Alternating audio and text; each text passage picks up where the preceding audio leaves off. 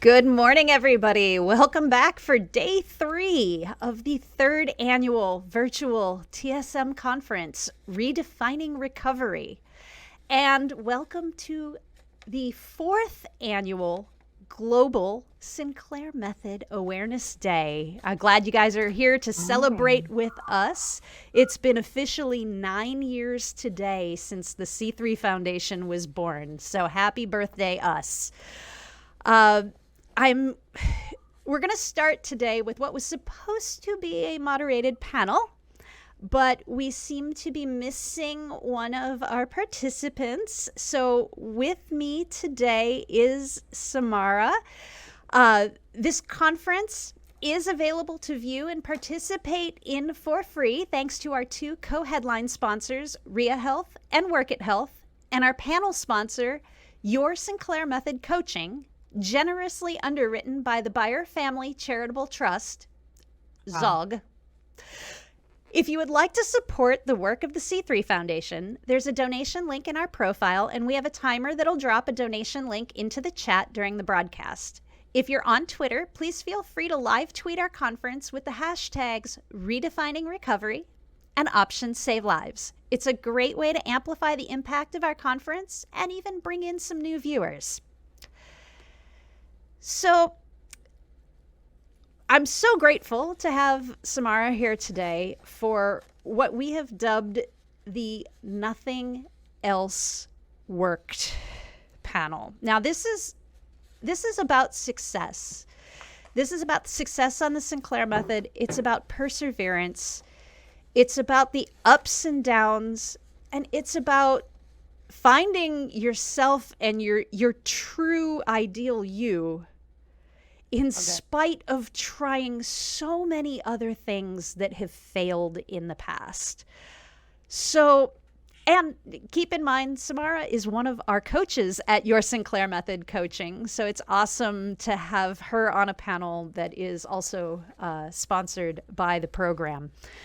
So, Samara, I'm going to let you introduce yourself to the audience, and I want you to talk a little bit about what your life was like before you found the Sinclair Method, some of the struggles you went through, some of the recovery options you tried, and where that left you. Okay, wonderful. Thank you so much for having me, by the way. Yeah, my name is Samara, and I am currently a coach with the C3 Foundation. I absolutely adore the work that I do, helping people change their lives, coaching people and to empower themselves, to make changes and to transform. Literally, I see people transforming before my eyes all the time. And it's just a beautiful thing. Absolutely amazing. I definitely feel called to do this work. Like, I feel like there's like some sort of higher calling on my life to do this. So, but not too long ago, I was, I had AUD. I had alcohol use disorder. I was living this existence that was not my best self for 2.5 decades, a little bit more than 2.5 decades. I was living with a problem with alcohol. I couldn't stop once I started. Like, if I just had one sip of a glass of wine, like, that was it. Like, all bets were off that night. I don't know if I would have, had 2 bottles of wine that night and continue drinking from there. I mean, I just, all bets were off. I could have been driving drunk. I mean, you know how many times that I put myself in these really terrible situations, where I could have gotten a DUI, I could have killed somebody, I could have killed myself. This is like serious stuff that I was serious sabotage that I was doing to my own life. But yeah, I didn't know how to stop. I didn't know how to stop doing that. And I always said, oh, this is going to be my last time. This is especially after a big bender weekend. You know what a bender is. It's like when you drink several days in a row. I I couldn't stop. I could maybe stop for a little while, but it didn't last. And I did try very hard. At the age of 29, I started going to AA because I knew I had a problem, but I didn't know how I wanted to get rid of it. So I started going to AA, and the only thing that did for me was, there's a couple good things that came out of AA. I learned about myself. I learned that I was like a very selfish person for wanting to drink, but that also kind of put some negativity in my thinking. So, um, I did AA, then I did something called Celebrate Recovery, and this all took about 15 years. And the only thing it really did was get me into this cycle of like binge and then go sober for a while, and then binge and then go sober again for a few months and then relapse again. And it's just was this toxic cycle that was not gone from my life. And I knew I needed something else. I knew I needed something real, something like that I could really hold on to. So that's when I started really searching, and I found TSM. And during that time, like, how did this take an effect on your personal and professional life while you were going through all of these struggles? Oh, that's such a great question. Well, basically, I knew I was holding myself back with this like monkey on my back kind of thing. But I didn't know how to get rid of it again. I knew I was holding myself back. I had all these goals and dreams that I wanted to achieve for my life, and like I never could achieve them. And I would see these goals. I would even write them down. And I would see them like a couple months later, and none of them had gotten done, like zero accomplishment. And because I was holding myself back. And so this was like really weighing on my heart, that I wasn't being the best version of myself because I couldn't just accomplish simple, small goals. I just couldn't accomplish them. Now, like on the other side of it, now any goal that I make is literally like I accomplish it like in a couple weeks. Like it's amazing, like the differences between then and now, you know. So And you touched a little bit on some of the good and bad parts of the other recovery options that you tried, but can you dive a little deeper into, the good and the bad and why you think they ultimately didn't work for you? yes, wonderful, wonderful questions. I love your questions. They're so deep. Um, so I've thought a lot about this, about AA and why AA didn't work for me. And I've come to the conclusion that the bottom line is that AA does not do anything, or any abstinence-based method does not do anything to remove the addiction from the brain. The addiction remains. And that's why you have to continue to make AA they want you to make AA the top priority of your life, so that you can, because you're basically fighting cravings for the rest of your life. So you have to go to a meeting. That's their solution for a craving, is just go to a meeting or talk to your sponsor. And so, but that didn't work.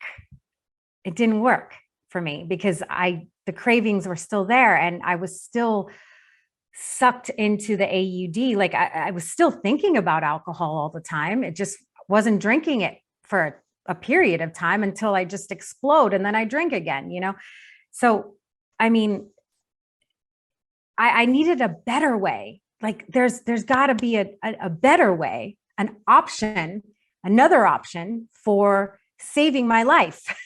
and now we have it. And we know now that it's real and it works. And so that's why I'm just very grateful and thankful to you for doing this amazing work. So thank you so Thank much, you. Jenny. How did you hear first about the Sinclair Method? Actually, so my mom was searching online for me. She was looking for some sort of options for me, and she came across Claudia Christian's TED Talk. So that's it. Then I did the same, I did what a lot of people do. I watched the TED Talk like 4 times. Then I watched One Little Pill, the documentary. Then I eventually ordered the book. Then I got my psychiatrist to prescribe me the medication. I had to convince him because he wasn't convinced about it. He didn't really know much about it. So I had to educate him, and I did all the steps, and that's how I found out. And I know you were on our live stream this past season, so I know that we'll call your TSM journey a 2-part journey. The 2-part journey. Yeah. Talk about the first part of your journey. So when you very first started the Sinclair Method for the first time, talk about how that progressed and then what led up to you stopping for a while. Yeah, that's great. Wonderful.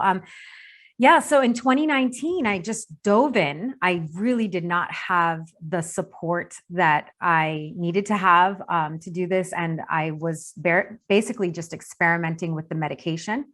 But it was a great learning experience. Obviously, it got me to where I am now, which is complete freedom. But at the time, I was just experimenting with the medication and trying it out. What happened to me was that I call it a failed attempt because I had some initial success with the medicine. I definitely was having reduced cravings. I was having reduced consumption of alcohol, but my brain wasn't ready to ultimately transform into, it's almost like you're pursuing a new identity, because your identity up to that point is where alcohol is like the central focus of your life. Like it really is. If you want to go really deep and think of it in a real way, alcohol is at the forefront of every decision that you make. Is alcohol going to be there?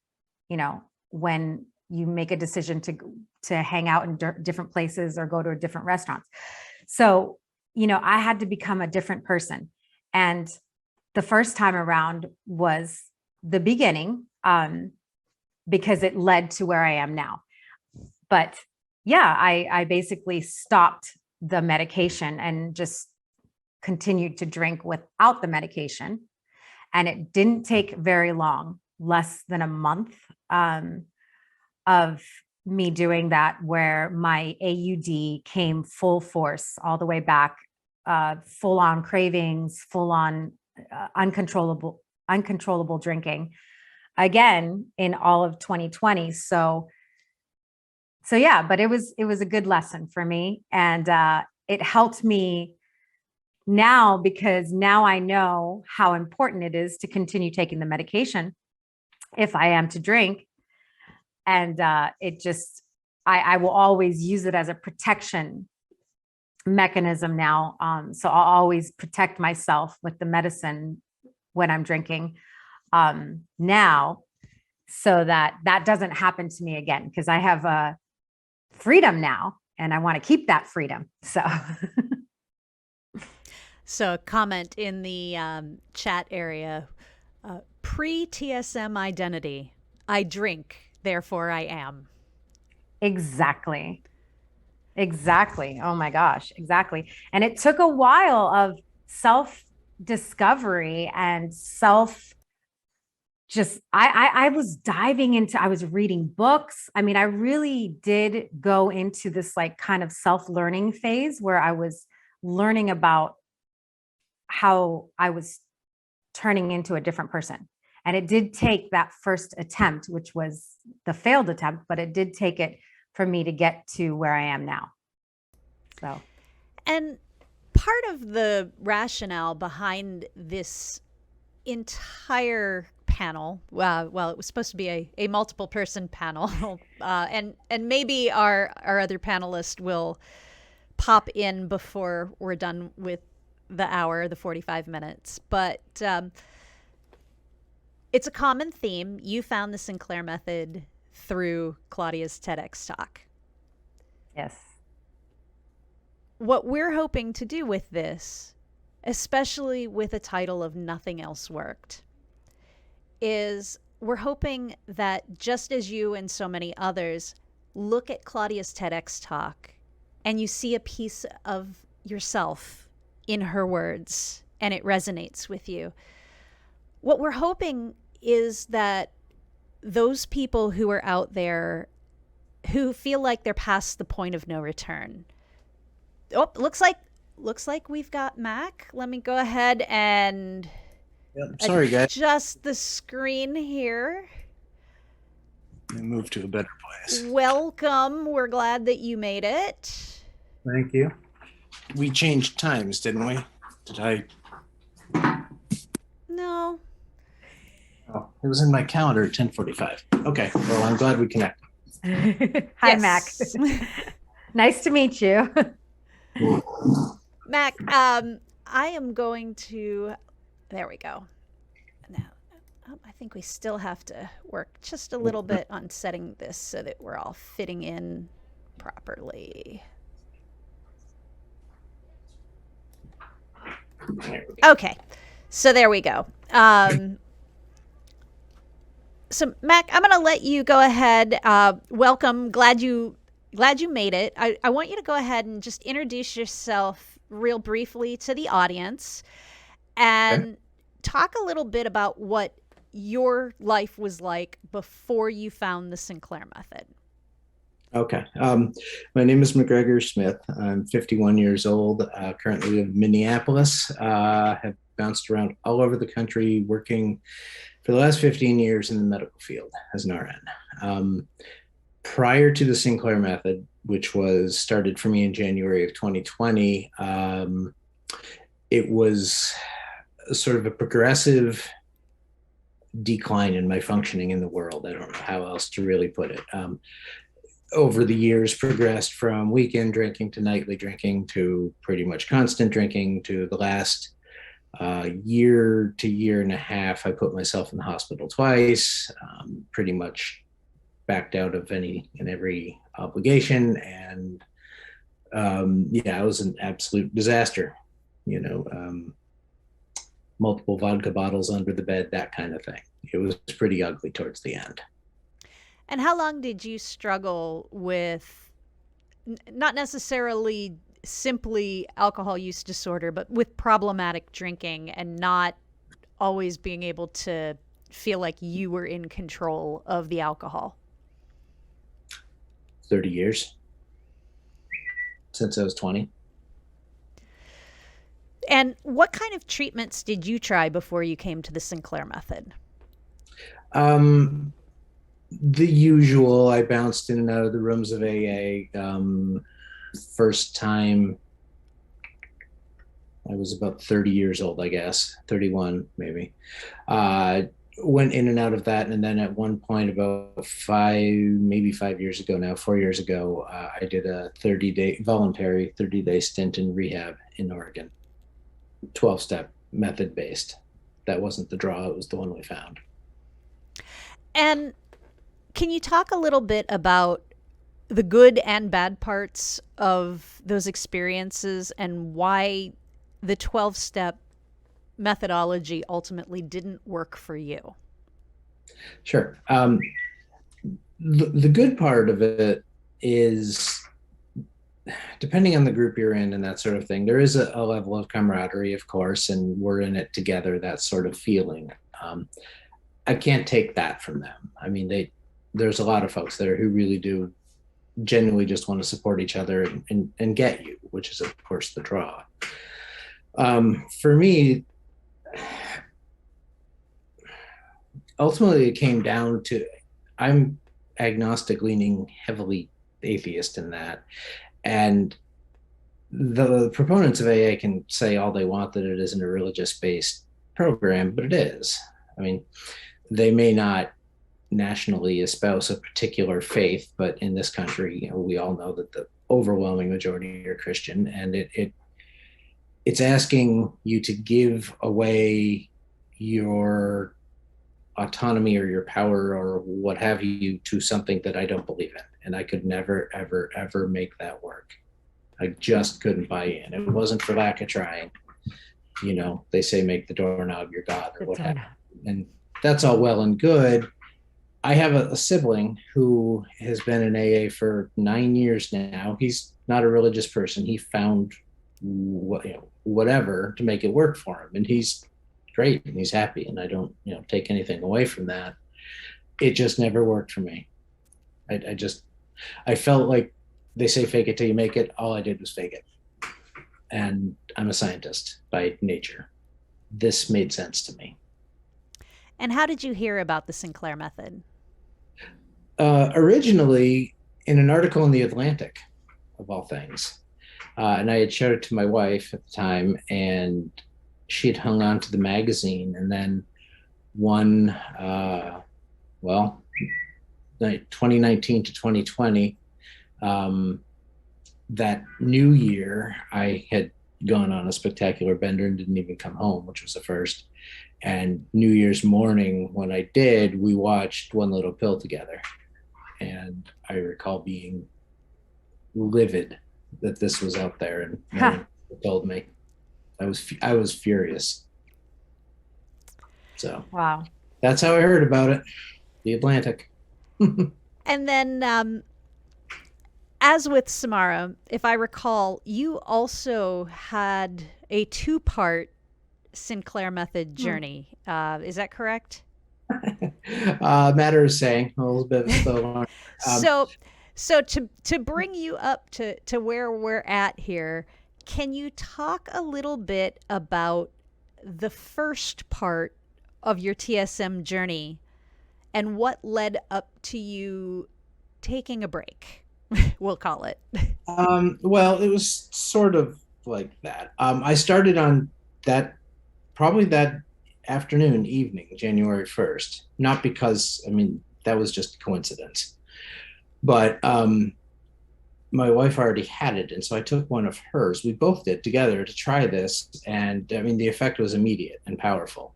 We waited the hour or so and drank, and I had a glass and a half of wine and truly didn't want any more. We were just both like, man, let's go to bed. And that doesn't happen.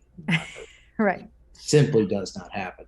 So it wasn't so much a 2-part method as I started right then, and I did it faithfully, and it worked. But I don't think I had the full emotional or constitutional buy-in.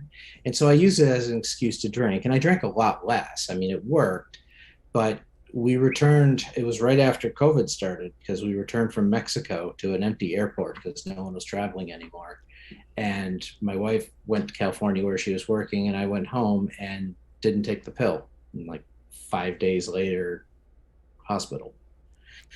And so I went back on said pill and went through the summer and everything up until mid-October, and some personal stuff came up, and for whatever reason, I elected again to not take the pill. A week and a half later, hospital. It wasn't good. That was bad. And then from there, am I dominating the time here? No, you're catching up. Oh, okay. I'm so sorry. No, you're fine. You're apologize. fine, because what you have to say, your story is very compelling, and so and there are a lot of similarities between yourself and Samara's journey, and so I definitely want you to make sure you're able to share it. Okay, so for me, again, the effect was immediate and powerful. It was like a light switch. But I skipped it in March and paid the price, and then again in October and paid the price. And after the October thing, I didn't drink for about 2 weeks. I was on the Facebook group. I don't remember which one exactly, but talking back and forth with Hank Reardon, who I'm sure comes up on here. And the second go around, I started a program, 30-Day Future Self. I'm not sure if you're familiar, but you should look it up. It's not recovery related, but it marries nicely with someone who's going through this. And so what I did is I started being a scientist, treating it as that. And so I started about 2 weeks afterwards, when I could drink again, because I was pretty sick. I started with 2 bottles of Corona Light beer, very low alcohol beer. I would do that like 3 or 4 nights in a row, stop. And then the next week was 1 bottle, and then a half a bottle, and then a quarter of a bottle each night, not really wanting it at all, but doing it so that I could train my body.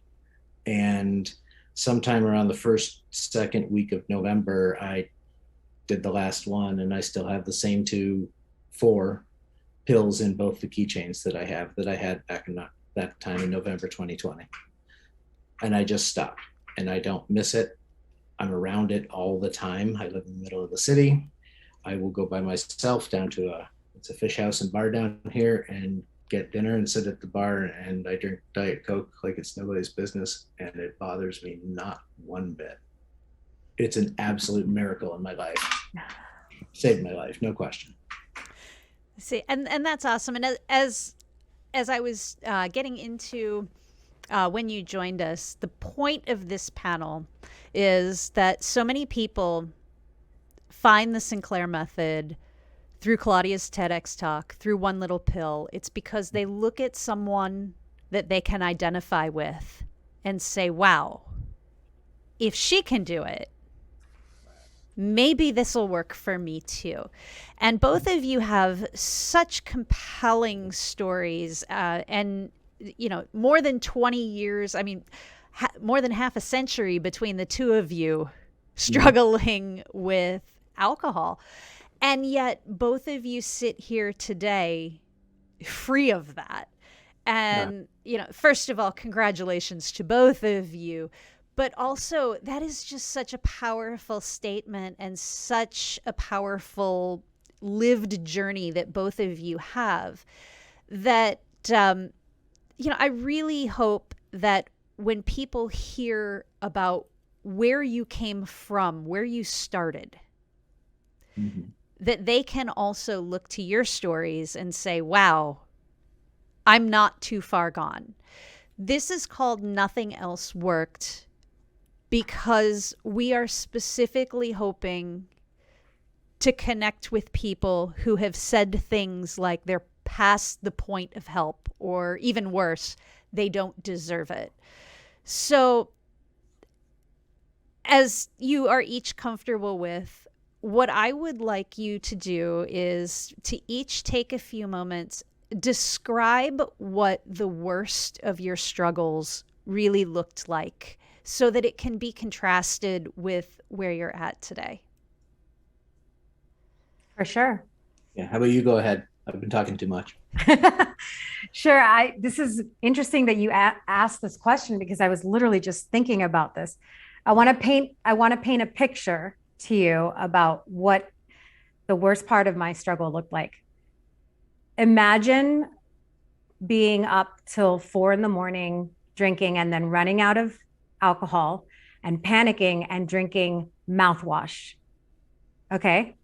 That's happened on several occasions. Then waking up early the next morning, still drunk, and then going to the liquor store as soon as I could, as soon as it was open, to get more. Okay. So this is the kind of horror that I was living. And that didn't happen all the time, but it did happen. And I never knew when it was going to happen, because it was something I could not control. So, I thought I could control it. You know how many years I thought, oh, this is under control. This is under control. And then something like that would happen. Or this is not a proud moment. And I'm being very vulnerable here, but drunk driving and hitting another car, hit and run, that was parked, breaking off their mirror and continuing. It was like 2 a.m. and continuing on, and then living with that guilt and shame that I had done that, not a proud moment. And that probably, I would imagine, only fueled the fire even more because Absolutely. of that shame. Absolutely. When you live with all the guilt and shame from how you behave with alcohol, you end up drinking again, you drink more. You just, because you want to numb those feelings. It's all about escaping those intense feelings, and then you just drink again. So those are not proud moments, but luckily I am a whole different person now. So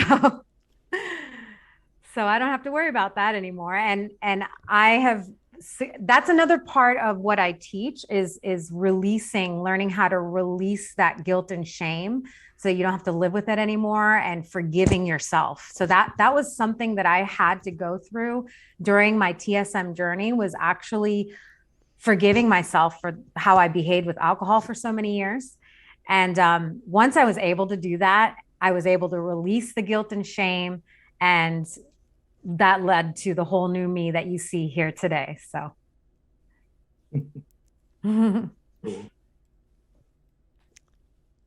McGregor? So. My turn? Yeah. Okay, so well, low points. God, there have been a lot of them over the years. Again, this is a 30-year career. Too many to count on in terms of binges. I was always kind of a moderate drinker along the way with the occasional binge. That's, I guess, how it would characterize me. Yeah, drunk driving my motorcycle. Big fast motorcycle. Don't have any idea how I got home or what I did. I'd go out intentionally and bar hop on the motorcycle. It didn't matter. As you had said, utterly defenseless against it. That is probably one of the most horrifying aspects, is the unpredictability. You go out for a drink and it might be one, it might be 7 days and 120 of them, and there's no telling what it's going to be. I mean, I was truly like that. Towards the end, my wife had pretty much given up on me. I was neglecting my kid. Again, bottles of vodka because they were cheap and easy, and they're the true AUD go-to. It's high performance and it's inexpensive. Tons of those under the bed. I blew off my job, lost my job. Every horror story that you could think of, I did. Thank God I never hurt anybody. I was never a violent drunk. I never hit anyone. I became a sullen drunk, but it's just not my nature. So, at my lowest point, I was completely withdrawn. I wouldn't answer my phone. I was paranoid. All of that. And I like what you say about releasing yourself from the guilt. Not that I haven't, not AA style, but apologized where I need to. But that has nothing to do with the alcohol. You do that if you do something wrong to anybody as a grown up. Yeah. So, agreed. Acting like a grown up and owning it and, making it as right as you can. But AA to me preaches this notion that, it's a moral deficiency or deficiency of character. I don't remember how they phrase it. It's a load of BS, because no one asked for this. No one ever wants this. No one lays in their bed sweating, waiting for the liquor store to open up by choice. Right. And it, for me, understanding that finally, and again, going back to the science and recognizing that this is simply unlearning a wired behavior for me. And it was that simple. Again, it worked powerfully and immediately for me. Took a couple reboots for me to learn, but I did. And now my life, I regret many things I did in my past, no question. Of course I do. We all do that have been through this, but I don't beat myself up about it. And I go forward and do good things. Yeah, it is just, the burden off my shoulders is tremendous. And now it's easy. I don't even think about it. And so we know, McGregor, that you are not that you are not drinking at all. Samara, are you drinking occasionally or not at all? Yeah, so I chose to, after Extinction, which was in May of 2021, I actually chose to be an occasional drinker. And I really enjoy having a glass of wine very rarely, like seriously rarely, like once a month or once every other month. So not even 10 drinks a year, you know what I mean? Like it's just very rare, but I do enjoy a glass of wine, a good high quality wine that's, the flavor is nice and I don't need any more. It's almost like I've become a normal drinker. I've literally become a normal drinker, which is the one thing that every person in AA wants. And, every person that you ever meet that suffers from this, they just want to become a normal drinker. Well, I've gotten that now, but I do take my medication every single time I drink. Now, I learned my lesson the first time. So I definitely take my medicine if I'm going to drink. So I do have to plan a little bit, I can't just on a whim have a glass of wine. I plan it, but it's easy. It's easy for me to just stop at one and be fine. I even can have up to two, but I can never finish that second glass. Like I usually leave half of it, which is also something that I never thought I could do, which, I used to see people leave like half of their drinks on tables at bars and restaurants. And I was like, how do these people do this? How could they do that? Like that, I had to have every last sip, but now I'm one of those people, So yeah, I'm just totally satisfied. I don't need any more than like what, that I don't need any more. So a comment in the chat is the fact that neither of you had a perfect path on TSM has got to be encouraging to others out there who are having the usual TSM ups and downs. And this segues very well into my next question for each of you is, what do you know now after having taken a multiple part TSM journey that you wish you had known day one on your TSM, when you started TSM to begin with? Two things. One, the one immutable, without exception, ever rule of not drinking without the pill. It's risky at best. The second thing is that the pill is really only about half the job. Yep.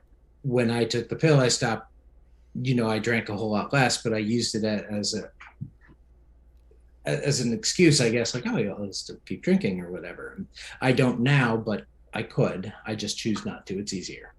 I mean, it's just simplicity for me. But knowing that when you start this and you take the pill, it's also time to not only, be replacing endorphins and all of that, but maybe time to do a little unpacking and see what you want to do with this new gift and working towards something.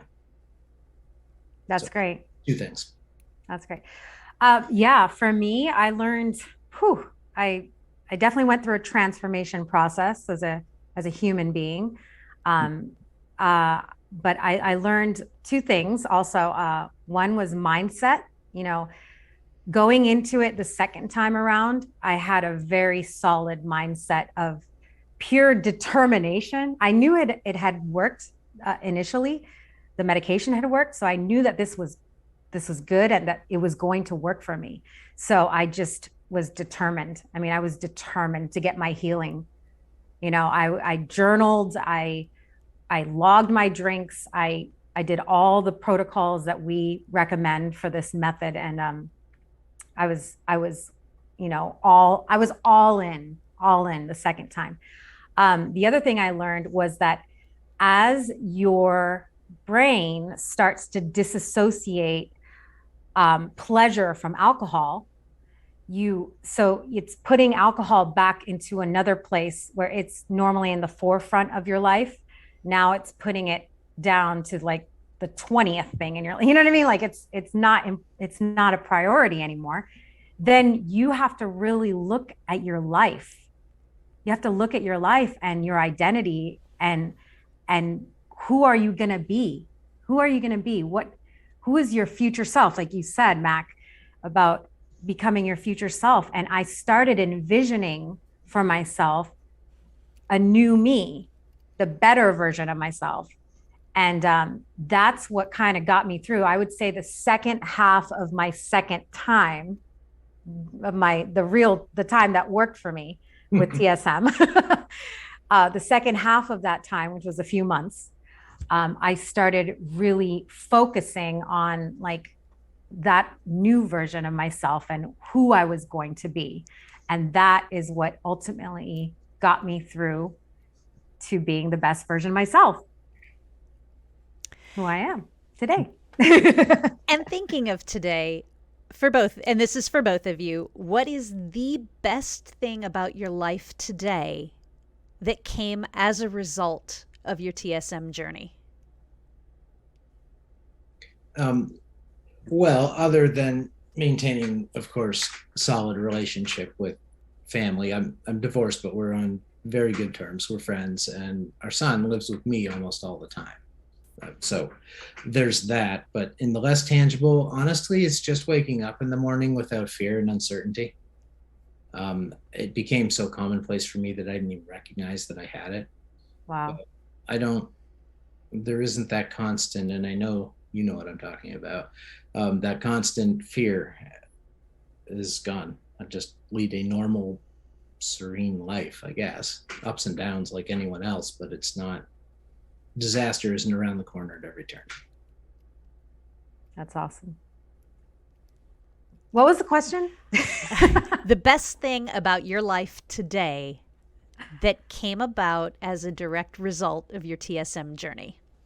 Okay, yeah. Wow, there's so many things, but like my family, our relationship has mended. My outlook on the past, like I've come to terms with my past, and so I've put it to rest. And then the simple fact that I can, now when I have a goal, I literally just plan it, do it, and achieve it. You know what I mean? It's just like, I just do it. Like I don't have this self-sabotaging nature anymore. I'm just ready to go. So whatever I plan, I make it happen, and then it's an accomplishment. And when you do accomplishments a lot, you get like this dopamine hit. So it's like more and more dopamine and endorphins coming from my lifestyle than I ever had before. The endorphin rush that I was getting from drinking alcohol, it pales in comparison to the kind of dopamine and endorphins that I'm getting now from actual life, from real life. And then last question, because we only have a minute or so left. What would each of you say to someone who thinks they're past the point of help, or worse, that they don't deserve it? Well, I would say, in terms of deserving it, again, I go back to nobody asks for this. I mean, I lived in varying degrees of hell for 30 years over it. And it's not anything I ever wanted, or it's not because I was a bad person. So you need to get that part of it out of your head. As far as being beyond help, I spent like 8 days laying in bed drinking, only getting up to drive hammered to the liquor store and coming back. And that was the worst, but there have been multitudes of them. There's always somebody with a worse story, but mine was pretty damn bad. And when I took that pill that first day, even though I watched that video and recognized the science behind it, that first day when I took the pill, the illusion that I didn't have any tools to fix this and that I was beyond hope disappeared. It works. Always take the pill, use the online communities, and do the extra work. If you slip up, you slip up, whatever. It's not one day chip. It's get back in the saddle. Get back. That's so good. That's so good. And for me, I would say, I tell this to all my clients, I speak life into them, and I tell them, it's not your fault. It's not your fault. It's not your fault that this happened to you. It's just a condition in the brain. And now we know through science that is 100% reversible. So it's reversible, And if I can do it, you can do it. I tell them, and you know, they can do it. I don't know. I don't know what it's like. Like the only way that it doesn't work is if you're dead. That's the only way it doesn't work. Like, you know, and now we know that there's multiple kinds of medications out there that can do the same similar thing in the brain. So even it's through it gets processed through a different part of the body. So if naltrexone doesn't work, then you can find something else that does work. So we have other options for this same type of recovery. All right. Well, thank you both for joining us here for the 3rd annual Virtual Sinclair Method Conference, Redefining Recovery. So we appreciate your time and sharing your personal journeys and experience. Thanks, guys. Thank you for having me. Yes, thank you. Sorry again.